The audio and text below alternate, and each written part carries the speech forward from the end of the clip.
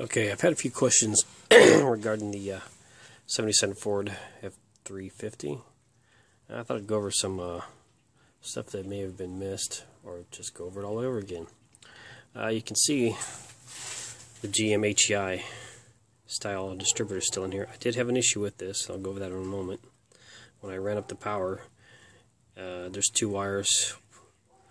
One wire I thought was just to power the box, and one was to the resistor wire to come to the old coil that used to sit here. Well, the issue I had, I disconnected the one with the resistor wire because I thought that was the one to not whatever, and then I just ran, as you can see, just ran my own new wire, which I'll tidy up someday.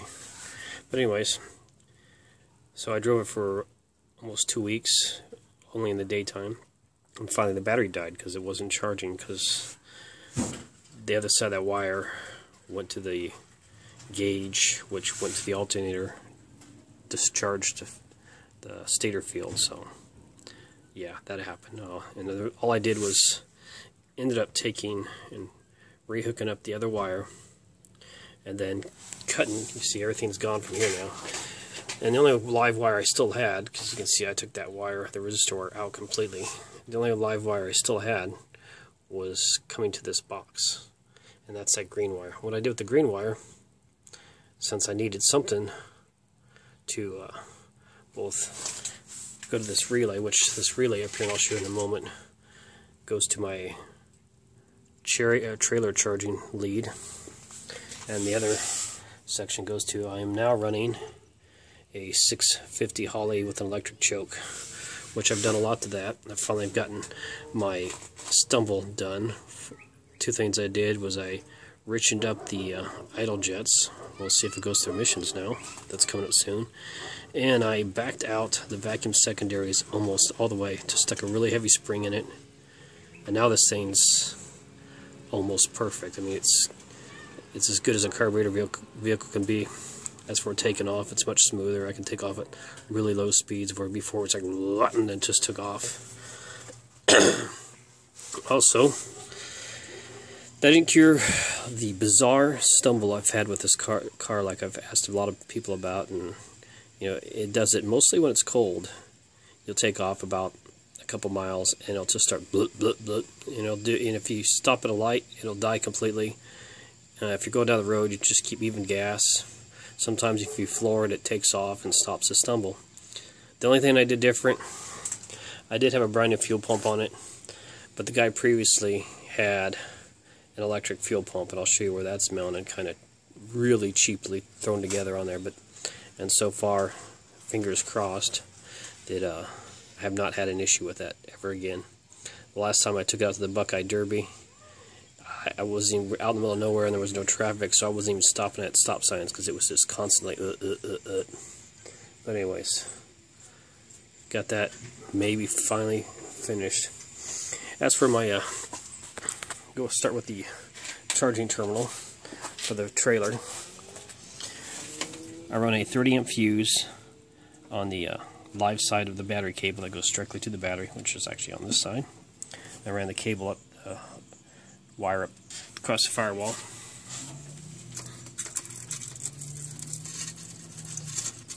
And then it goes over to this relay. Zooming in, zoom out. Sensitive phone. It goes to this relay, like I said, and this port here charges the relay.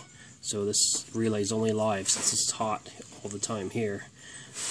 This relay is only lit when the power comes on from the ignition. And I have another 30 amp fuse here because this goes down all the way and follows the frame back to the hitch. So either case, this wire or that wire, something happens, I have a fuse. I don't have a major meltdown. And the second thing I just got finished doing is this wire here. Comes off the same wire. It's actually for my cigarette lighter. This truck did not have a cigarette lighter, which, you know, that could be a pain in the arse at times. I'll show you the reason I fixed that in a moment here.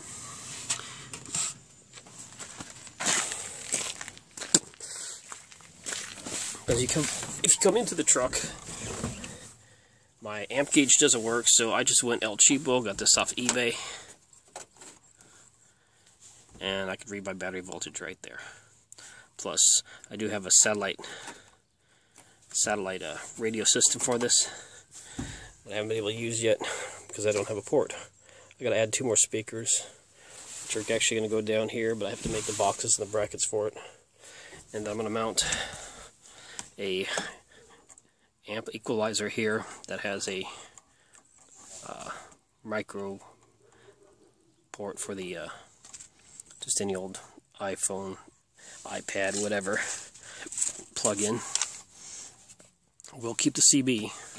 The only issue I'm going to have, since this is going to go over the speaker, is I'm going to have to hook that through probably that speaker over there, so that when I actually use the speaker, which does work, it'll broadcast on that side. I would like to broadcast it in stereo on both speakers, but then I don't think my stereo function would work because I didn't know how to do a splitter. Maybe there's some genius out there that knows how to do that, but I don't. So that's that for the inside. I know it was like a cigarette lighter. Well, actually, it actually had a little block-off plate that they drilled a hole through to run a switch, which probably somebody in the classic truck industry would have paid good money for a little cigarette lighter block-off. But anyways, I just make my own block-offs out of magnets. Oh, that's not the one with the hole in it. Like that one over there. Just put a magnet over, that'll block the hole. But anyways, and then I'll show you how the really cheesy way I hooked up the fuel pump.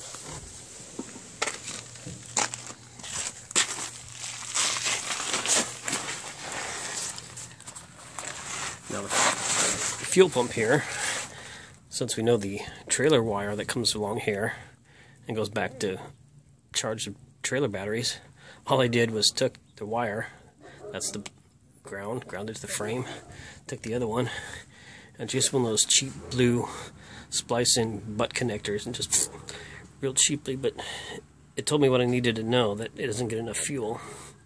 So the exhaust system, if I haven't showed anyone, is out of the, remember for a short time Ford made the F350.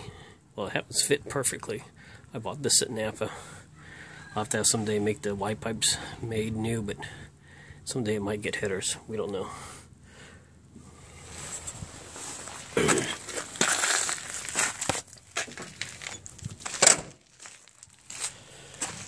The only recent other problems I've had with it is you can see a brand new master cylinder, which after changing that, it decided to blow out a wheel seal. I finally got that changed, which I didn't videotape that because that's just a nightmare, and I wanted to make sure I could get to work. And I put in new seals and everything because it's such a pain in the neck to take those floating rear ends apart as opposed to just brakes on a regular car. Well, that's about it. Can't think of any other mods. Some of the mods I don't know if I ever showed the wheels are 84 Ford truck wheels, since they are now 16s, and the adapter plates, so I could still use my lug nuts. Or actually, you can see maybe right there. These are for your 70s, 80s GMs. This one I didn't have to cut because the hole in the axle is much larger. The back ones I've just took a torch and then ground it nice and smooth. But it works. So that is it for the truck. It's showing 44,000 on the odometer now. My horn relay works, just the wires are grounded out at the column. That's another nightmare. Somebody messed up.